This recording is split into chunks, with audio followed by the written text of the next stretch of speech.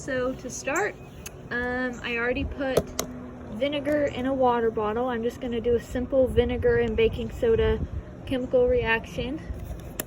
And I have baking soda in a balloon. And let's back this a little bit. Oh shoot. Okay, whatever. Let's just. Okay, so dang it. Oh my gosh. Okay, this is more difficult than I thought it was going to be. So,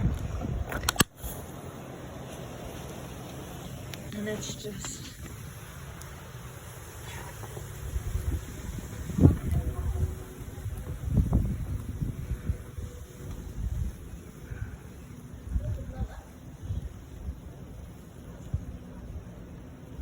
So all that happens is the gases from the mix between the baking soda and vinegar inflated the balloon,